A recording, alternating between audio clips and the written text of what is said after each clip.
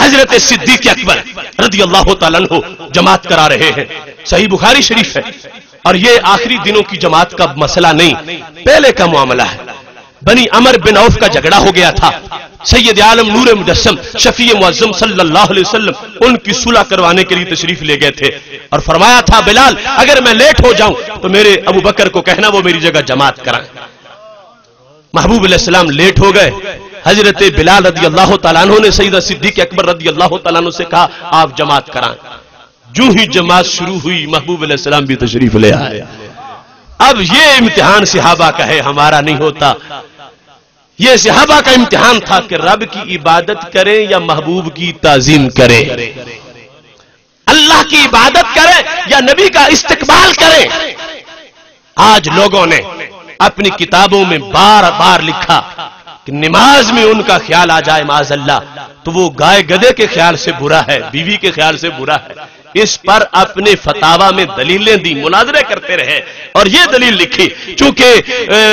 گدے کا خیال تعظیم سے نہیں آئے گا اور نبی کا خیال آئے گا تو تعظیم بھی ساتھ آئے گی، اور اللہ کی نماز میں غیر خدا کی تعظیم نہیں ہونی چاہیے، لہذا اس واسطے ہم کہتے ہیں کہ نبی کا خیال آ جائے تو یہ معاملہ ہے معاذ اللہ، بڑے گستاخی کے الفاظ ہیں۔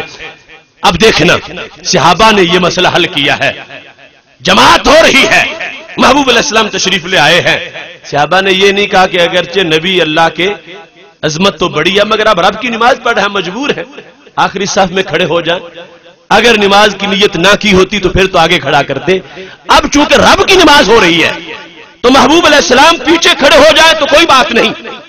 ایسا فیصلہ صحابہ کرام علیہم رضوان نے نہیں کیا، صحابہ کرام علیہم رضوان نے یہ فیصلہ کیا رب کی نماز بھی کریں گے، محبوب کی تعظیم بھی کریں گے۔ دستک بھی ہاتھ پہ ہاتھ مارا آخری صف والوں نے،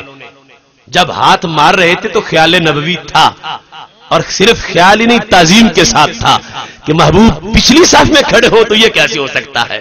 آگے لانا ہے۔ نماز پڑھتے ہوئے تعظیم نبوت کر رہے تھے اور سارے کر رہے تھے، ہر صف میں سے محبوب علیہ السلام جب گزرے ہیں ہر صف والوں نے رستہ بنایا ہے، اور جب چلتے چلتے پہلی صف میں پہنچے ہیں تو امام صاحب نے بھی تعظیم کرنا شروع کر دی ہے۔ حضرت صدیق اکبر رضی اللہ تعالیٰ عنہ پیچھے ہٹے ہیں، محبوب علیہ السلام فرماتے رہے ابو بکر کھڑے رہو، جماعت کراتے رہو، مگر وہ پیچھے آ گئے ہیں۔ جب وہ صف میں آ گئے محبوب علیہ السلام مصلی پہ چلے گئے، جماعت ختم ہو گئی، سلام پھیرا،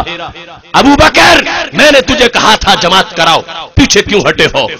حضرت صدیق اکبر رضی اللہ تعالیٰ عنہ کا جواب سننا، وہ ابو بکر صدیق جن کے پائے کا کسی امت میں کوئی انسان نہیں ہے، وہ پوری کائنات میں امم کی تاریخ میں انبیاء کے بعد پہلے نمبر کا انسان حضرت صدیق اکبر رضی اللہ تعالیٰ عنہ نے کیا جواب دیا؟ کہنے لگے ما کان ینبغی، یہ لائق نہیں لابن ابی قحافہ